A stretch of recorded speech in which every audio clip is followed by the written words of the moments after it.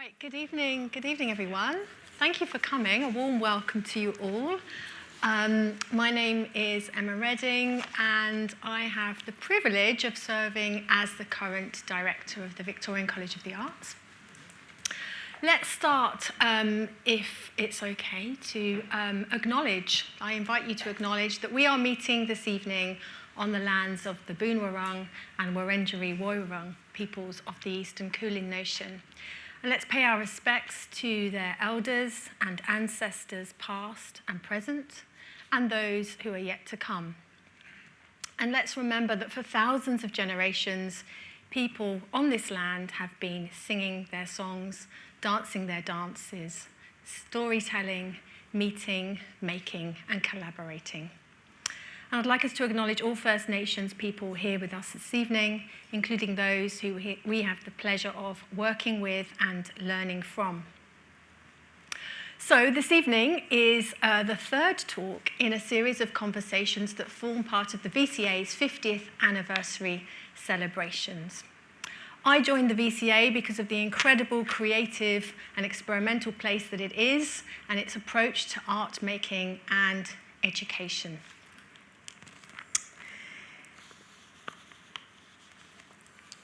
As we contemplate the next 50 years of the VCA, we need to have conversations. We need to review our values, our place, our position, and our purpose. So we need to have difficult conversations, and we need to listen. Tonight's topic is an important one. It's exciting and highly relevant. My background is in dance and science, somewhat oxymoron, contradictory of terms, but not really. I'm really interested in the way in which science and technology can extend, push the boundaries and capacities of dancers, and the way in which technology and anatomical extensions, in a way, of our bodies can allow us to do much more. So what can the body do through science and technology that it couldn't otherwise do? Hello, welcome. And how does technology and science realign or reimagine the body of the future? It's always a shame, I think, when young people are asked to choose between history and geography, or art and science, or computer science and dance. Why can't they do those subjects together? After all, we know that a dance student these days sometimes no longer needs a studio, but a computer to make work in order to attract millions, actually, of new dance lovers through performance mediums such as TikTok. So thank you for showing up this evening. I think the fact that you've shown up means that this topic matters to you, it's important to you, and we look forward to hearing your comments and questions later. We really do have an incredible lineup of speakers this evening, whose work I greatly admire. They represent theatre, dance, film, performance art, artistic practice, education, research, and of course, technology. I'll introduce each speaker, and then I'll hand over to our chair, Robert. Carol Brown, Professor Carol Brown, is a dancer, choreographer, artist, scholar, and director from Aotearoa, whose work has been presented globally. Her choreographic imagination straddles academic and professional contexts and is renowned for its transdisciplinary and international reach. After completing one of the first practice-led PhDs in dance at the University of Surrey, England, Carol was invited to become choreographer in residence at the Place Theatre, London, where she developed her company, Carol Brown Dances. Touring internationally and engaging in sustained collaborations with many different artists, Carol has developed innovative choreographic methodologies in dance architecture, digital dance, and sight dance. She has written extensively about her work and her approaches in books and academic journals. Carol is head of dance here at the VCA. Thank you for coming, Carol.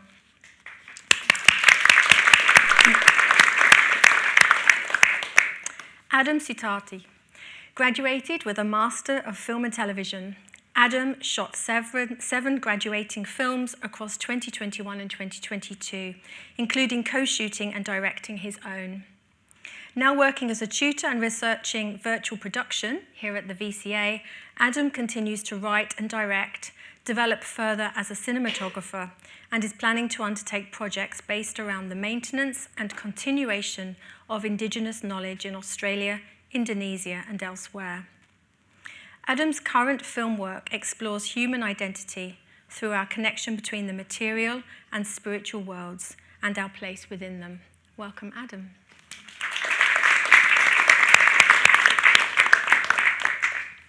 Stellark.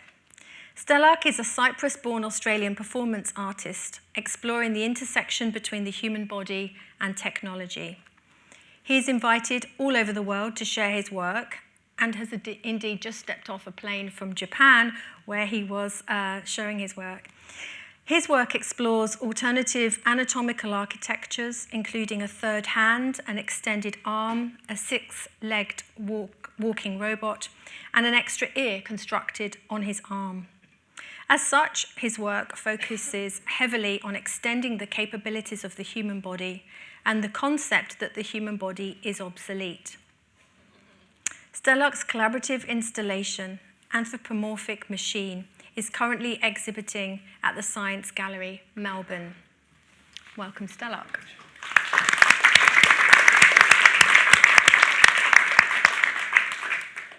And to chair the conversation and speak about his practice also, I'd like to introduce Robert Walton. Dr. Robert Walton is a conceptual media and performance artist and a director whose work includes theatre, choreography, installation, writing, and interactive art. Robert trained in theatre at Dartington College of Arts in England and as a technologist in the University of Glasgow's Master of Science in Information Technology, Software and Systems programme. His PhD from the University of Melbourne explored the creative use of mobile computing in performance events. He makes a wide range of experimental theatre, installation, and interactive site-responsive performance. Robert moved to Australia in 2011 to join the theatre department at the Victorian College of the Arts. Described by the Times as an original and talented thinker and theatre maker. Currently, Robert is resident artist in the School of Computing and Information Systems at the University of Melbourne and is the new Dean's Fellow here at the Faculty of Fine Arts and Music. Thank you, Robert. Over to you. Oh, thank you so much, Emma. Hello, everybody. Now, we're very full. So some of the people who just came in, obviously, we had to shuffle around a bit. But I think we might be settled now. So it's exciting to be in a space with so many people again. And we were just saying, God, look how many amazing people are here. It must be a really good subject. It must be really cool to be here. So I think we're going to have a really good conversation. I'd also like to acknowledge the country on which we're meeting on and pay my respects to elders past, present, and emerging. The Wurundjeri people and the Boonwurrung people. Tonight, we stage an encounter that is unlikely to ever happen again between each of us on the panel, and many of whom we only met for the first time a few moments ago, and you, dear audience, friends, colleagues, students, and fellow travellers here in Melbourne on our journey from day into night through the pouring rain to get here, and on our ceaseless voyage around our star, the sun, in the darkness of space we call our solar system. Take a breath. We are all in this together. Let us entwine. Let us become each other's technologies for 60 minutes. Who knows what we might learn? To begin, I'd like you to answer the following question. How is your imagination and creativity intertwined with technology?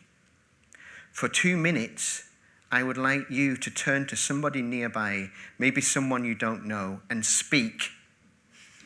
Ask yourselves, how is my imagination and creativity intertwined with technology? Please do that now.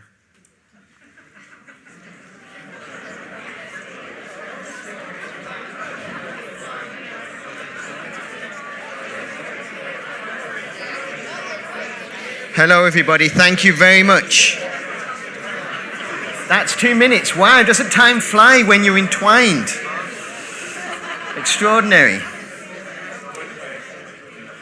Thank you. This event needs your voice, and later we will be having a fuller discussion altogether. But it was really great to feel your power then and to feel your presence. In a moment, our distinguished panel is going to speak for about 5 minutes each. And we're going to introduce some of our preoccupations and some of our provocations for today about creative technology and its intertwining with technology. No, creative arts practice and its intertwining with technology.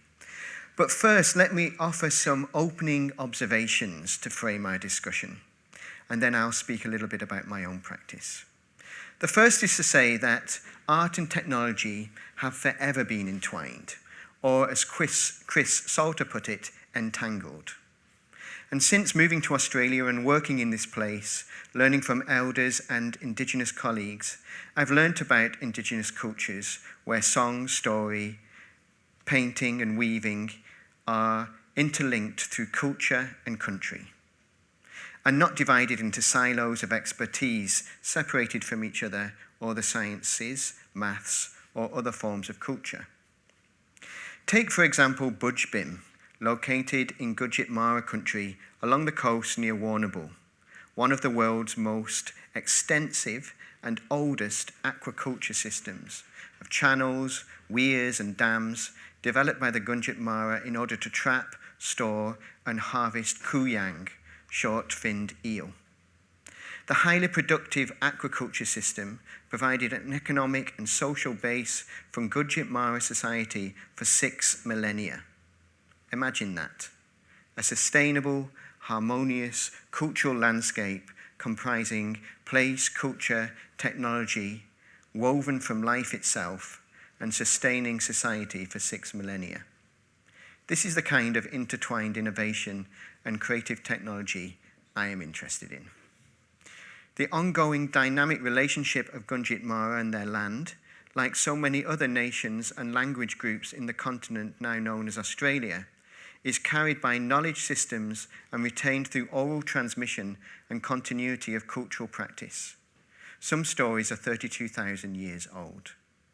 Story itself must therefore be considered a technology, a cultural memory device, indistinguishable from its art and performance, spanning several thousand human generations. Now, of course, as a theatre maker, I'm bound to say that the stage itself is a technology, one that is perpetually reimagined and bound up with the lives of all those involved with it. Tonight, we are entwined in this one, using it for our special gathering, a kind of meta-performance about creativity and technology itself. Look again at this theatre, the chair you are in, the view it permits. We are within an immersive technological environment. It is purposed towards a kind of auditing, listening. That's why it's called an auditorium. How comfortable is that seat? Not too bad. No, quite uncomfortable. Yeah.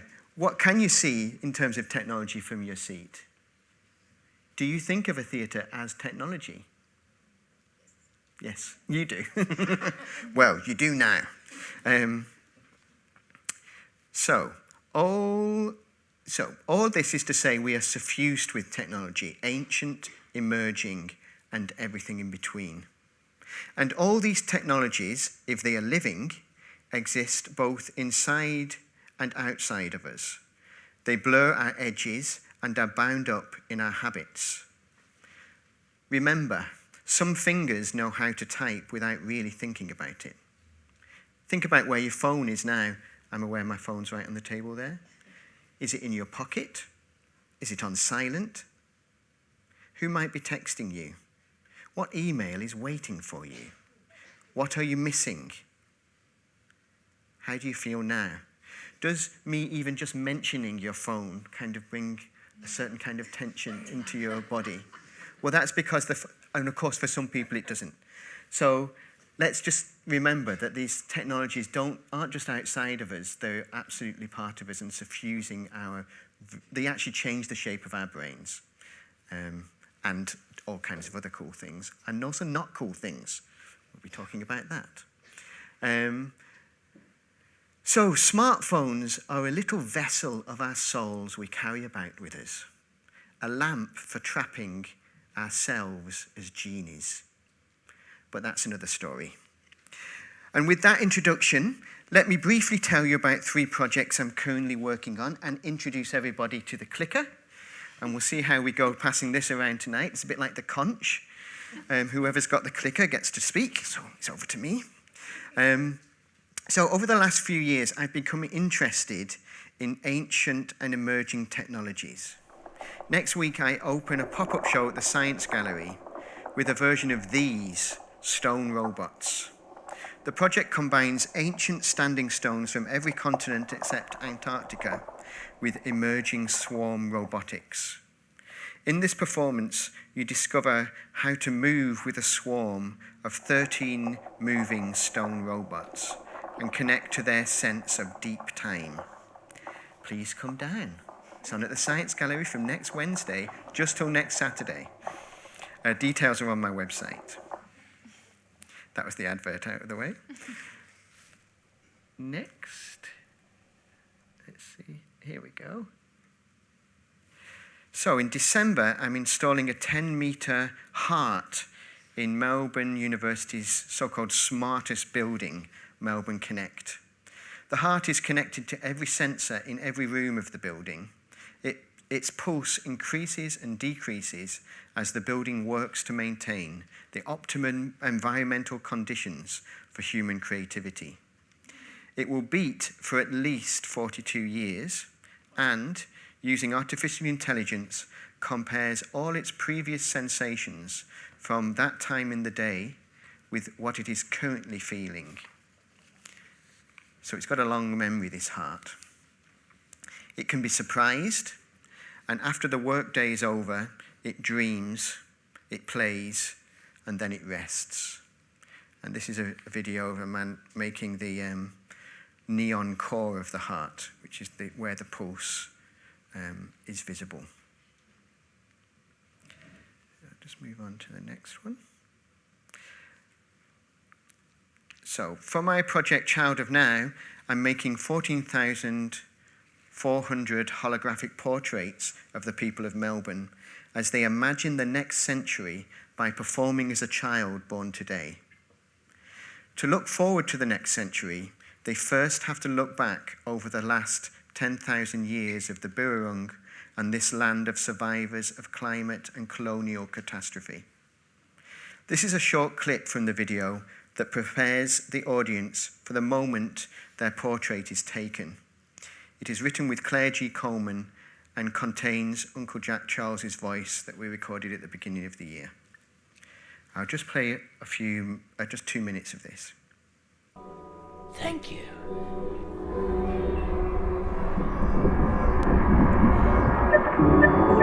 So the point You of the video is Out as a Giant, which is the giant Child of Now standing over the Birrarung, and this is what they see. Welcome to the future. 2063. Your love. All that of it was not enough. The words were empty. The actions weak. The child of now is your age. There. This is our future. The ancestors are crying. How you act now impacts future lives. You must choose.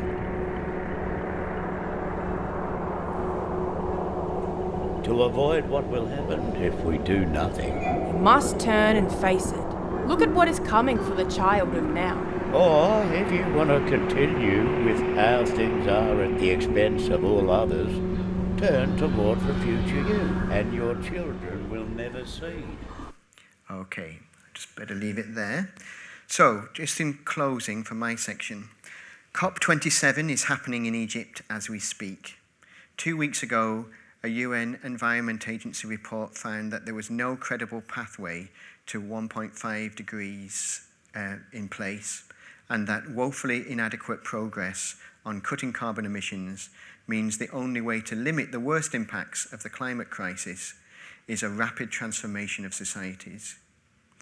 2 days later, they reported that current pledges for action by 2030, even if delivered in full, would mean a rise in global heating of 2.5 degrees C, a level that would condemn the world to catastrophic climate breakdown, according to the UN's Climate Agency.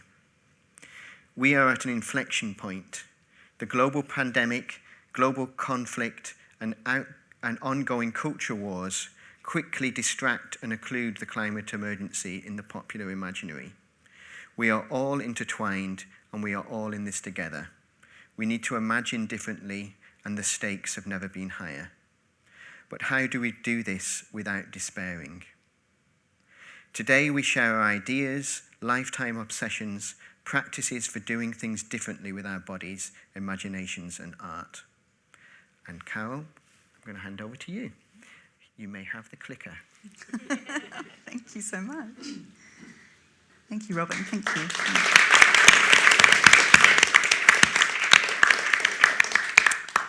And hello, everyone. And thank you, Emma, as well, for that warm introduction and setting up what I'm going to say. But first, also to acknowledge that we're meeting on the unceded lands of the Bunwurrung and Waiwurrung people of the Eastern Kulin Nations, and to pay my respects to their elders, past, present, and emerging, and to all the First Nations and Torres Strait Island people who join us this evening and who are our colleagues. I'm going to talk about this technological imagination in relation to dance and architecture. As you articulated so beautifully, Robert, we are in this black box environment, which is very much a 20th century paradigm of theatre technology.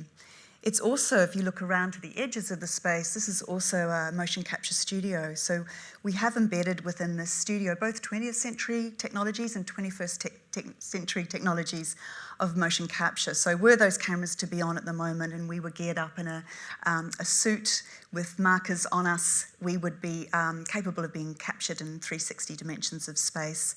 And our skeleton could be then exported to create any number of avatars or animations or have all sorts of effects in the world. So just to sort of say that here at VCA, we are really bringing together the deep knowledges that we have from different histories and temporalities of what theatre as performance means. But that dance as a practice has always had a bit of a preoccupation with the idea of the machine dance. And indeed, in 1939, Gertrude Bordenwiese's dancers arrived here from Vienna, bringing the Demon Machine, which was one of the early and one of the most successful dances, which were about reproducing an image of what a machine dance looks like. How does the kinetic movements of the non-sentient life of an industrial machine translate into the sentient life of an embodied body? And how does that stimulate choreographic operations? So I think this is not a new area. I want to sort of say that's something dancers have been exploring for a long time, but the affordances of new technologies are always transforming the ways that we can work with the body and through the body and compose relationships between bodies in different spaces and with the non-human. And one of the ways that I like to characterise that is through the creation of spaces that are dance-architectures. So this is an image from Shelf Life, which was one of my first experiments working with the idea of proposing the body as an interface of technology. And I'm suspended on a glass shelf in an art gallery for 4 hours at a time, interacting with a series of projections of anatomical skeletons taken from x-rays of different joints in the body that are floating and doing different things around me, but at the same time, and they're all on a loop, and I'm dealing with the notion that the body itself is subject to growth and decay, and that my body gets tired across the 4 hours. So sort of playing with that relationship between the the digital as having its own time frame, its own loops of possibility, its reproduction, and the body always in a state of growth and decay and decline. So that project actually led on to a series of other dance hyphen architectures that really look at that space, the hyphen between the idea of embodiment and the idea of space, and how we reconstruct that through the affordances of the digital. And just to give a sort of way that this interpenetration and the way that we're diffused by technology, as a woman, I'm also very mindful of the fact that our bodies have been the subject of technology as well. And I draw on the analogy of being in labour for my second child. And unlike the tradition of a midwife who might be coming to look and check on your eyes and look at how you're going and seeing if the cervix is dilating by just reading your body through direct approach, the midwife for my second pregnancy was actually outside the room, the birth room, the whole time watching a screen, monitoring the fetal heartbeat until the moment of birth. So just to sort of say that extension of technology has really opened up the space between the immediate, like we have now, this beautiful real time, we're all present together in the space, but that we've opened up the space of potential where that risk of technology can be to draw an immediacy, a kind of palpability and presence of the body, but can also open up a gap, a sort of sense of maybe misreading the body, or, you know, is that digital reading more accurate than the face-to-face embodied perspective? So asking questions about that. So the space of the present is both actual and virtual in nature, and we live inside the set of relations that movements in both these spaces give rise to.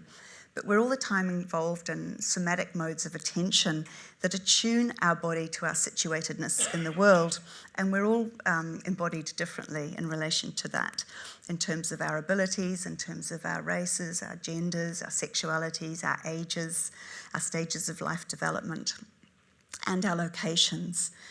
But as a performer trained in 20th century performance techniques, I'm all the time looking at how we can extend our choreographic relations into these symbiotic, interdependent relationships with technology that also acknowledge our corporeal specificity and our differences. So since this time of the late 90s, I've been experimenting with these different ways of staging these relationships. Here's an image of me in the collab in AUT in Auckland, in Aotearoa, working in a motion capture studio with Gibson Martelli. And we took this work out to a remote landscape in Aotearoa. We moved from the technological studio out into the raw landscape, but sort of extracted the ways that we were moving with the motion capture suits into that environment. And sort of cited, these suits are actually designed by a woman called Nina in Canada. They're bespoke motion capture suits that we then wore in the site-specific performance in Central Otago, New Zealand. And here's another experiment working with a 360 camera in a telescope, which is receiving data from a NASA satellite that's flying over the top of Lauda, which is a weather station in Central Otago in New Zealand. And with two dancers, we worked inside that telescope to create a 360-degree filming that was a part of a performance installation. And this is from Revolve, which was a performance using wearables to alter a series of binaural beats to try and draw audience into a state with me as a performer, working with chronobiologist Philippa Gander to explore the sleep-wake cycles and how we can use technology to really tune to audience and bring audiences into the body into a sort of state of awareness of circadian rhythms. Is that 7 minutes already, Tracy? Okay, I'm going to whip through. This is... I'll just finish my slide. So this was the piece I was going to talk about. It's called Spawn, and it is a virtual other, which was designed by computer scientists in London, Chiron Mottram, working with a digital architect. And you can see the silhouette of a dancer is embedded into this virtual architecture, which was projected into a performance environment on multiple screens. And the dancers are interacting with this virtual other in real time.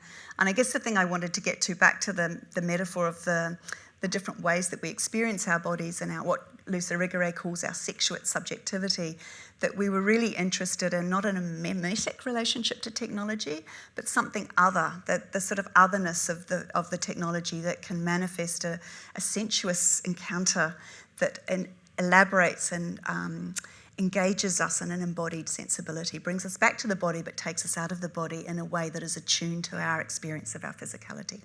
So that's a development of it with a digital seagrass that was also interactive. And finish there. I'm sure there'll be some discussion. Thanks, everyone. Pass to Adam. Thank you, Carol. So first I'd like to say thank you to Emma Redding for asking me to join this panel tonight. It's a huge honour for me, and I'm also honoured to be here amongst all the guests as well.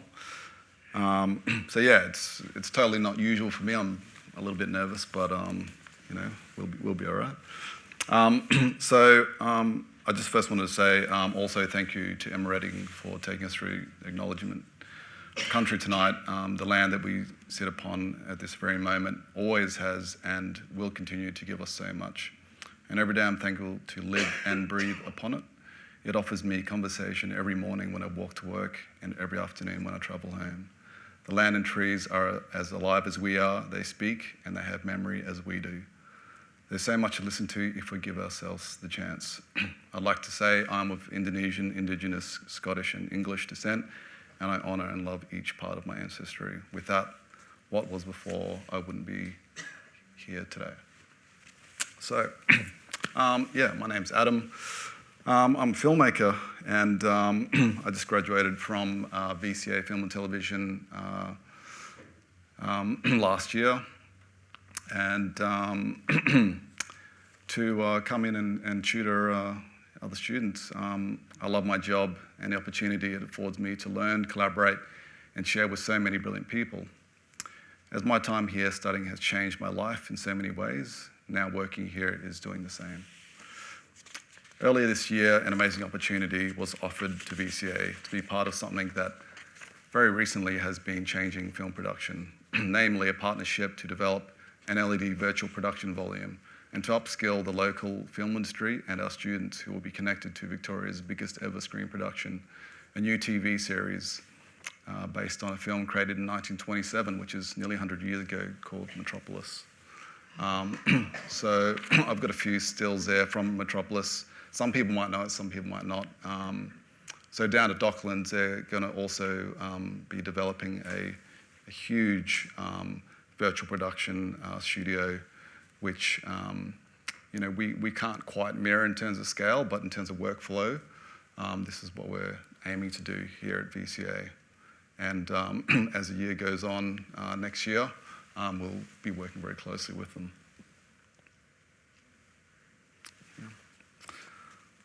Yeah. So, of course, our film and TV head of school, Andrew O'Keefe, jumped at the chance and then looked at me one day and asked, "Do you know much about virtual production?" I replied, "Not much, but I'm very interested in it," which was followed by something like, "Well, we're getting it and you're doing it now, so you better learn."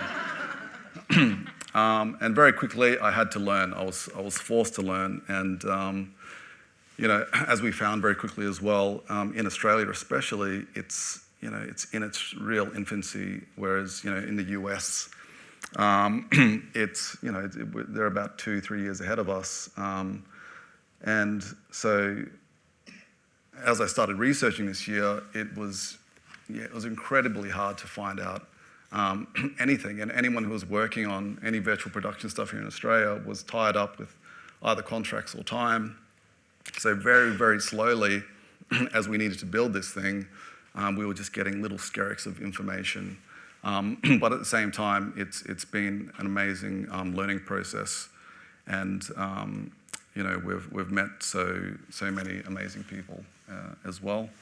And yeah, I'm just very much looking forward to it, the future. So virtual production, what is it? It's an ever-changing kind of, let's just say, it's always moving and developing. So, you know, this year it'll be one thing and then it'll slightly change the next. But basically, I guess some early examples come from the days of Charlie Chaplin, as you can see here, and where they were developing in-camera virtual effects using miniature models, trick photography, and matte paintings. And as you can see here with Charlie Chaplin, this frame at the bottom is what we're seeing through the camera. Up the top, they've kind of skewed the perspective to show you that they're shooting through this huge bit of glass with a painting in front of it that's made to look like the set. And where he's leaning back, in fact, is just, you know, a solid floor. So this was kind of like the birth of, you know, what can we do in camera and how can we explore this space. So since then, we've come some way. Oh, there's another example there. You can see, looks like it's hanging off a building, but there's a little bed just below him. Yeah, so since then we've come some way. Think Avatar, Star Wars, and all its later spin-offs, like the well-known Mandalorian series, the most recent Batman film, and so many more. The examples you see on screen in particular are using massive LED screens to display real-time 3D environments. They can change perspective in response to camera, shift light, sceneries, and whatever you really want without changing location or building an entire set. Locations can be recreated day to day rather than bringing in an entire crew to who knows where. All this developed in what was originally a gaming engine that has now been adapted to suit film-based production. So I'll take you through a few slides here. Here's an example of just some, these are basically LED panels that emit, they're just basically big screens, really. And it's not like big screens haven't been part of film production in the past, but now with the advent of real-time changing environments based on this quite impressive and realistic gaming engines and the kinds of environments and models you can make in them, it's changed quite a bit in terms of where we think the set might actually be. So as you can see there, that's a huge LED volume. We're definitely not getting something as big as that, but the workflow is equivalent, just on a smaller scale. Okay, yep. So just to kind of wrap up as well, I guess this whole virtual production thing as well, it's in its infancy in Australia. It's a beautiful thing. It's coming to our school, and it's going to change things in our school. But at the same time, after having discussions and thinking about what it is that it actually is and what it means to the school and us as filmmakers, we kind of don't really want it to change too much, because VCA and what's created there and the kind of filmmakers and artists that are developed there, we're storytellers, we're directors, we're creators at heart, and we don't want technology in this sense to take over what it means to make a film. So at the start of the year, oh wow, this big huge LED virtual production is coming, let's do this, let's do this, let's do this. But as we've come along, we've really figured out that let's really keep that to the side, and although it takes huge resources to develop it, let's kind of keep it as just a tool and not a fully changing perspective on what we think cinema and production is.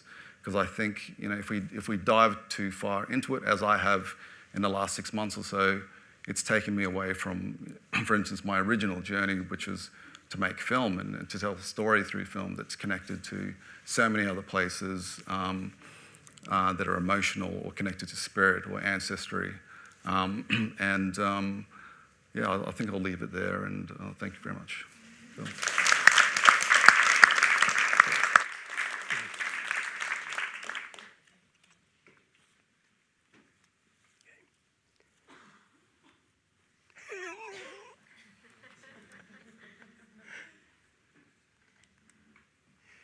So the digital age is not simplistically virtual. It can generate and construct new materialities, alternative embodiments, and diverse subjectivities. Here, the body is this extended operational system of human metabolism, machine musculature, and computational programming. The body's position orientation, velocity and trajectory could be precisely programmed. Exoskeleton arm engineered for the rewired remixed performance, where the body is literally in 3 places at once, 2 virtually in London and New York, 1 physically at the Perth Institute of Contemporary Art. So for 5 days, 6 hours every day continuously, you could only see with the eyes of someone in London, only hear with the ears of someone in New York, but anyone anywhere could access my right arm and remotely choreograph its movements. This possibility of distributing agency and sharing visual and acoustical senses with people in other places becomes plausible. A minimal but full body exoskeleton. This was a 5-hour continuous performance where the body's algorithmically actuated by the exoskeleton. But in more recent iterations, we engineered a mini stickman where the audience could insert their own choreography by manipulating the limbs of the mini stickman, pressing play, a kind of electronic voodoo. A 9-metre long, 4-metre high stick figure robot, actuated pneumatically, continuously rotating on its axis, projecting anamorphically stretched shadows on 3 walls in the ceiling of the gallery. And in a 5-hour continuous performance, the body was positioned on the torso of the robot, able to animate the robotic limbs with a pair of pneumatic joysticks, but improvising with both local interaction and remote agents online. So you have to imagine these pneumatic rubber muscles expanding in girth, contracting in length, or exhausting and extending. So there was this composition of sounds from the choreography of the movements. When I first imagined this performance, I imagined it as a kind of contemporary pietà, a small human body in the clutches of a large robot body. But Nina Sellers more astutely observed that here the body is merely a human strap-on for the robot.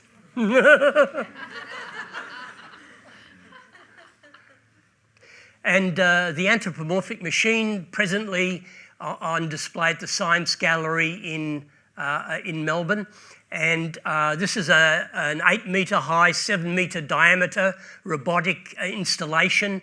Anyone who approaches the installation, depending on their proximity, depending on their distribution and dynamics, the vision and computational system analyses and then responds with glitchy, swaying, breathing behaviour. In fact, Carol will perform on the 19th, I believe, and perform interacting with this installation. You can see the pneumatic lung, which is effectively the valve configuration, the circular valve configuration, which regulates the compressed air. And you can see the scale of that. That's placed beneath the central column of the installation. So thank you very much. Thank you very much, Stellark. What we're going to do now is we're going to start to move into more dialogue, but before we do that, we just need to redo a little rehearsal. So what we're going to do now is talk to somebody near you again and just rehearse what the right question to ask these people is today. This, like I said at the beginning, this event is only going to happen once. This is the only time in the whole of human history, in the whole of the universe, all these people are going to be in the same room at the same time. We really want to know what the right question is. So please have a talk amongst yourselves for 2 minutes about what some of the interesting questions might be for the panel. Okay? Picking up themes of what we might have talked about. 2 minutes. Speak. Okay, everybody, thank you very much. Nice also again to hear your voices once more. Please hold that thought and think, did you come up with a question? Come up with that, hold that thought. That's good. I get to ask a question though first because I am the chair. My question, something that struck me about what Carol said was this particular connection when Carol was saying, you know, I was trained in a very particular 20th century dance mode. And it made me think about how much are we locked into where we come from? And how important is that? Is there a kind of genesis moment that you're always trying to get back to? Or because I think about my own practice and I think about shows that I saw when I was training, including Stellart's work. And I was very inspired by that work, and those works are still the most important works in my imagination.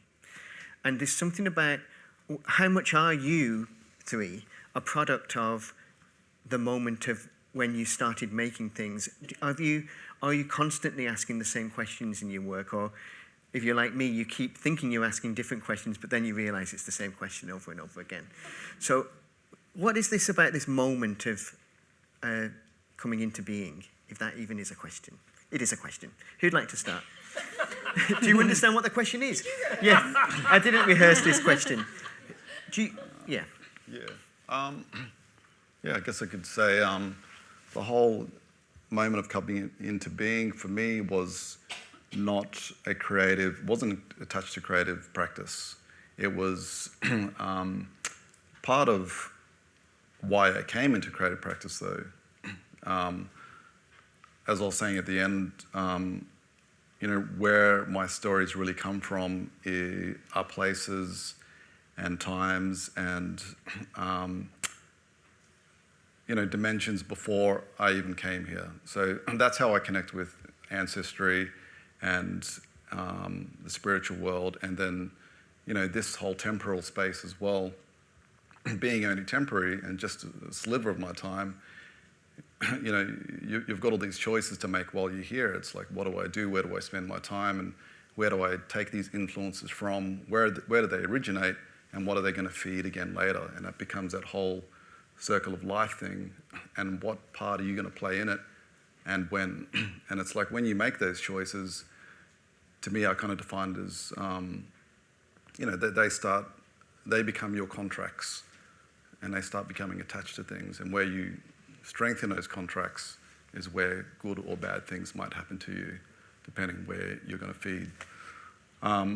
So, yeah, in terms of like birth of creativity or the creative journey for myself, yeah, creativity wasn't spawned from like a moment, I guess, for me, but it's just been a developing thing.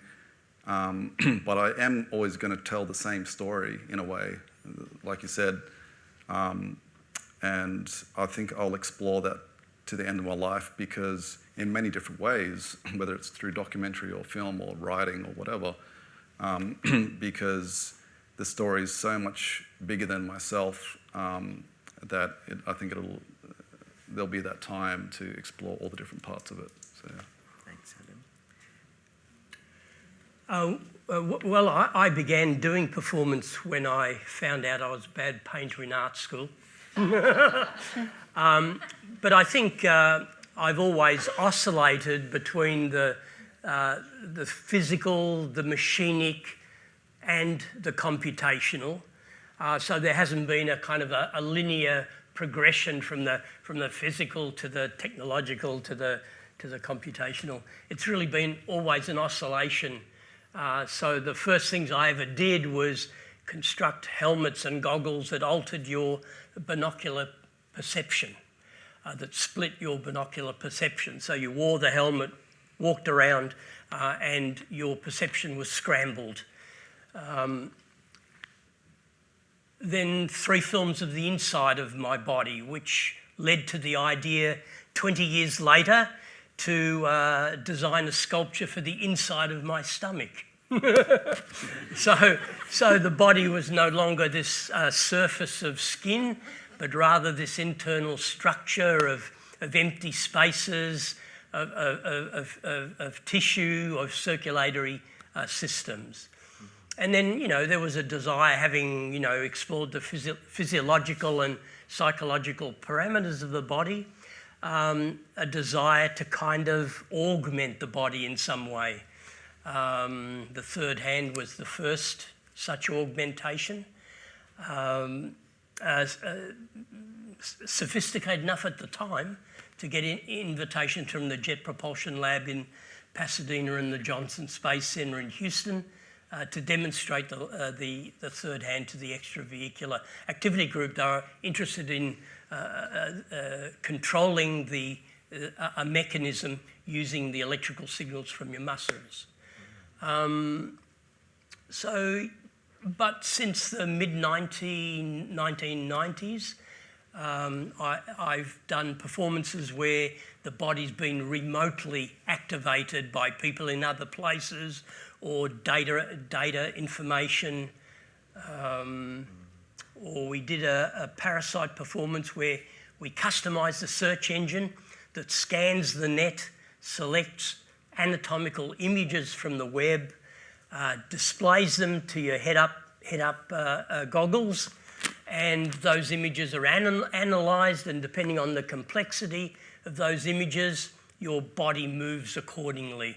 So that data is mapped to your body's muscles in milliseconds, from milliseconds on. So there's always been a concern about alternative anatomical architectures and exploring these different machinic couplings with the body, or computational extensions of the body's perception and sensory experiences. That's kind of a snapshot, but I think each project, as Carol would know, each project generates an iteration of further projects where you explore and elaborate, and for a performance artist, ideas are easy. What's difficult is to actualise those ideas. And of course, the problem is that slippage that occurs between your intention and the actual outcome. But in fact, that's what art is, that slippage where you can incorporate the accidental, the unexpected, and generate a much more ambivalent outcome. Thank you. Carol, would you like to answer? Yeah, I think it's interesting, Stella, because I also, reflect back on your suspension works and how those radically reconfigured how I thought about gravity, performance, the body, the place of the body in relation to performance, the staging in relation to sight. And I guess, the way that we always fold in whatever current technologies are happening, and they kind of offer us choreographic potentials, like to stage differently, to assemble differently, to sort of offer different perspectives on the body or different ways of entering into a relationship between bodies. But I guess for me, the radical shift really happened working with live interaction, data, the non-human agent coming into the performance frame really shifts the dancer's proprioception, the sort of how we perceive ourselves in space, when the agency of the choreography is not just driven by a human body, but it's also driven by a non-human agent that is impacting on the body. And I think that is a big change. Whereas the demon machine represents the machine. It's representational in a theatre paradigm. The potential of the morphology being changed by the digital, the technologizing of the field of performing arts is really changing what we can do in terms of, in the same way you showed that with the virtual production. We can now be dancers, can meet from different locations in the world without having to tour and travel there, but we have the motion capture studio. We have dancers dancing in Switzerland, dancing with dancers in Melbourne, meeting in a virtual stage now. So we have things that we can do that are augmenting our potential as performing artists, but at the same time, they're requiring us to relearn embodiment all the time. We're having to relearn how we enact space, how we enact our presence, how we enact our relationships in those contexts of the virtual stage. Yeah, I think the body as an object of desire now becomes an object that needs to be reconfigured, using these different approaches with technological. I like Marshall McLuhan's definition of technology as the external organs of the body. We've evolved as these soft biological bodies with internal organs, but now inhabiting a technological terrain, we need to engineer additional interfaces, these additional organs that allow us to better operate and perform in such a world. And can I just say, I think it's really important that artists have a role in that design, because otherwise we're going to be solicited by a lot of off-the-shelf, algorithms that are doing things to us that we don't necessarily want to be a part of. I was just going to say, so rather than technology as anatomical extensions of our body, like a phone in our pocket or wearing glasses, rather than technology as the supplementary, you're sort of suggesting, Stella, that the body becomes the extension to the technology. But it makes me wonder then, it's quite a simple question really, that probably none of us can answer, but what will the body of the future look like? And it's interesting that even though we've been on this earth for thousands of years, our bodies haven't changed that much, even with technology. So we still have all these flaws. We're still all going to die. We're all going to get wrinkles. We're all, we all need 6 to 8 hours of sleep a night. That's so inefficient and unproductive. Why hasn't technology helped us not sleep as much? And we'd be able to get a lot more done, right? But we still have to sleep. And so I just had questions around what will the body of the future look like? Or actually, will it just die out? I think there's, whatever we suggest or imagine has to be contestable. And of course, we'll always have to factor in contingency. So there are going to be unexpected inventions, unexpected changes of human mentality that will generate, the unpredictable. And a future is not a future if it is not of the unexpected. It seems to be an oxymoron, predicting the future. Because there's always going to be contingency factored in. Yeah. So nothing happens of necessity. Yes, the singularity is a seductive idea. Maybe AI and machines take over in 2050, but that's one contestable possibility. Nonetheless, a very seductive one. All living things are destined to vanish, and perhaps we need to make an elegant exit or plan for an elegant exit. We do have time. You remember the exercise? Remember you all had to think of a question? Now is the time. Now, who's got the best question? How do we do? We need some technology to organise. Maybe lots of people should ask questions. Maybe we should all ask questions at the same time. I don't know.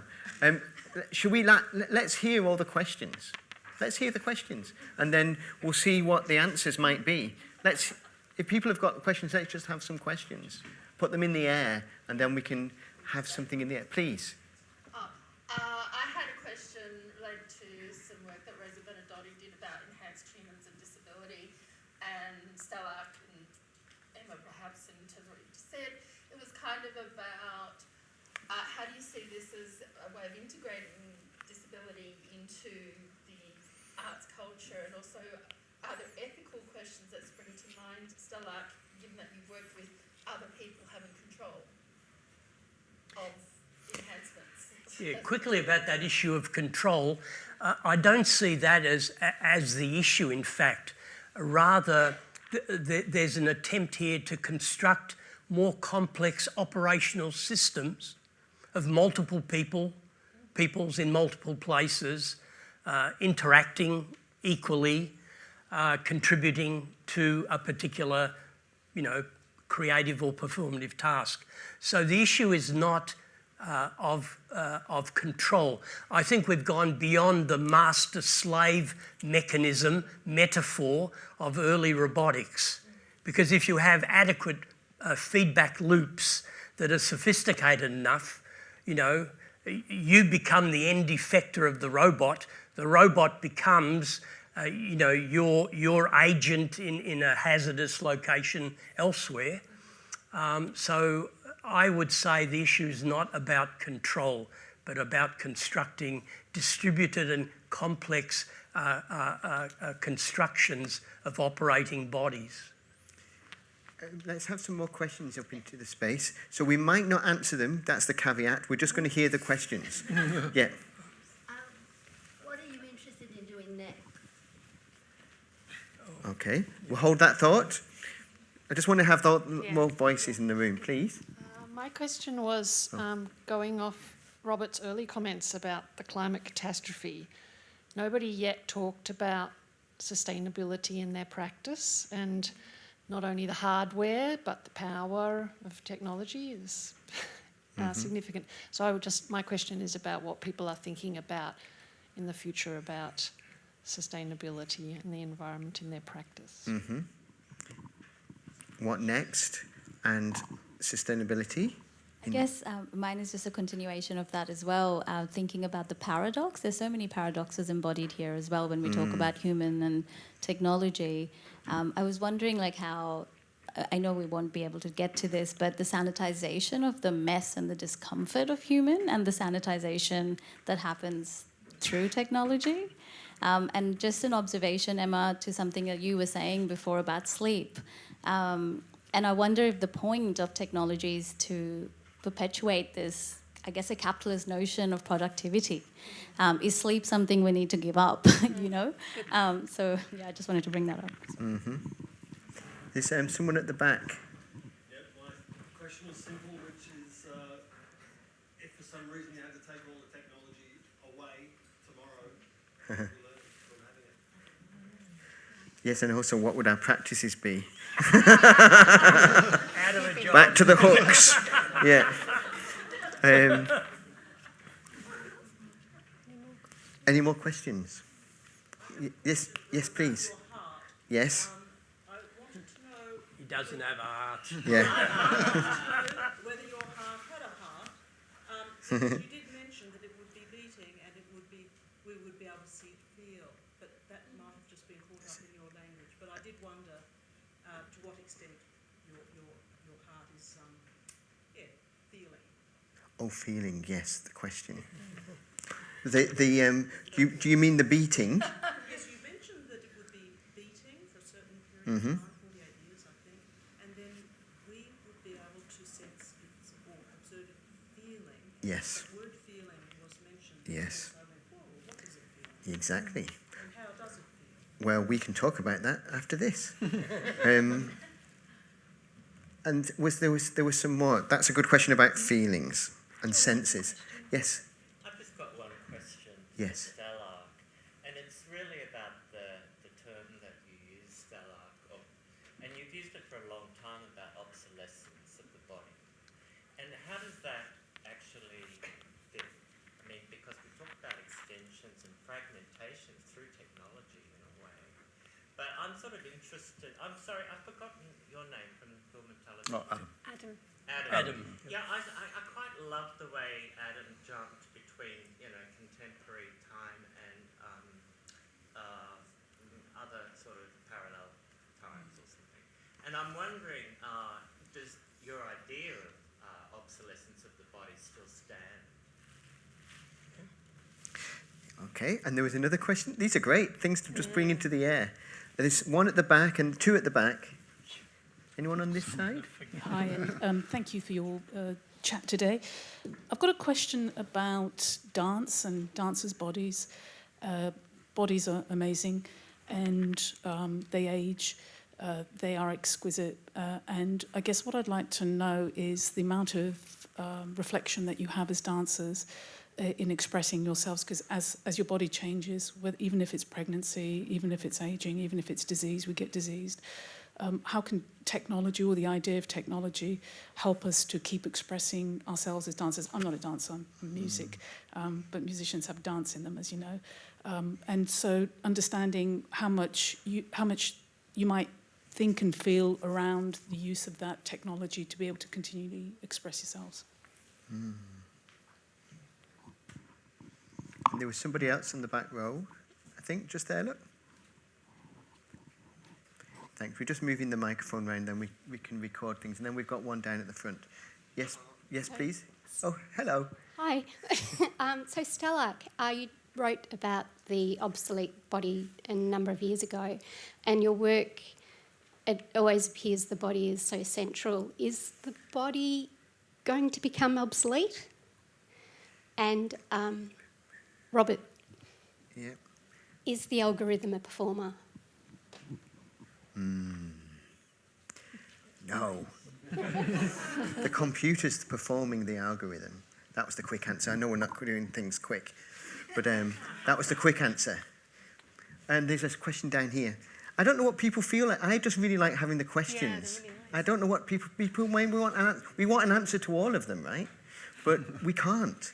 So we have to have the questions. We need more questions. We're searching for the right one. Here's one now.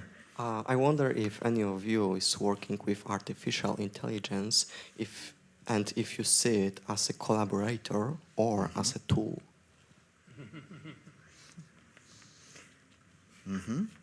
The quick answer is both. Is that right? Depends how intelligent the artificial intelligence is. And is it still artificial when it becomes intelligent? Sorry, more questions. We're keeping going. I just wanted to connect Adam and Emma. You asked the question, what about the body of the future? And Adam talked about the impact that technology might have on spirituality and how it might present a threat to that. So my question would be, what do all of you see as the spirit of the future or the spirituality of the future? And is that a concern for any of you?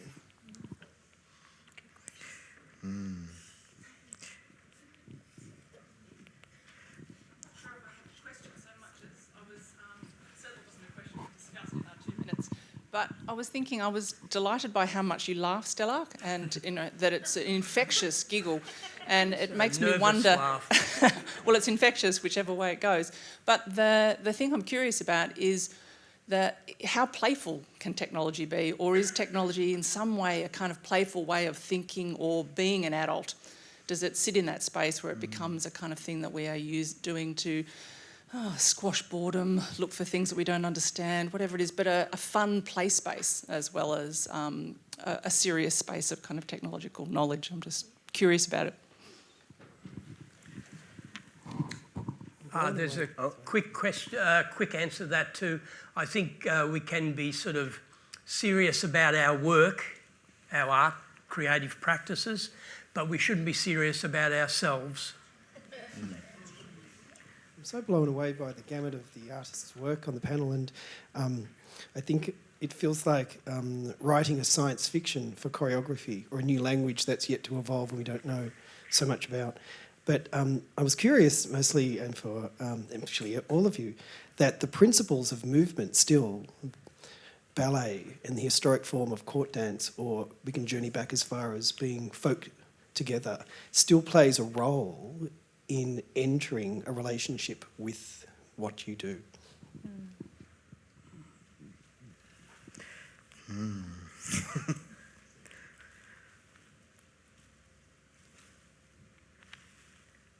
I feel quite overwhelmed now with those questions. I know it's like we've kind of like opened up this massive void. I just felt it then for a moment of the void of possibility. But we're inviting everyone for a drink. We could carry on answering and responding and questioning. Do you want to invite them for a drink? Would you come for a drink, please? You're all invited for a drink. So we're over at the old police hospital, which is just next door. But I'll let Robert actually finish off. Yes, well, I just wanted to say, just because we've got this kind of strange setup doesn't mean that we have the answers. And we've rehearsed something together today, which is asking each other questions. And please meet more strangers and ask difficult questions of them and have those conversations. But please, sorry, I have to stop doing this. I'll pretend I'm not blinded by the light and just speak. We are going to go for a drink now, and we would invite you all to come with us. You don't have to drink. There will be soft drinks, I imagine, as well, but there will be other people drinking hard liquor. So think about that, and whether that's a technology that affects the body. What does Deleuze and Guattari say? Drunkenness is the eruption of the plant in us. And so that is another form of technology, isn't it? Fermentation. Anyway, we're going to go now. The conversation is going to continue. I'd like to thank our distinguished panel today. And Emma Redding for hosting and having this great idea. Thank you.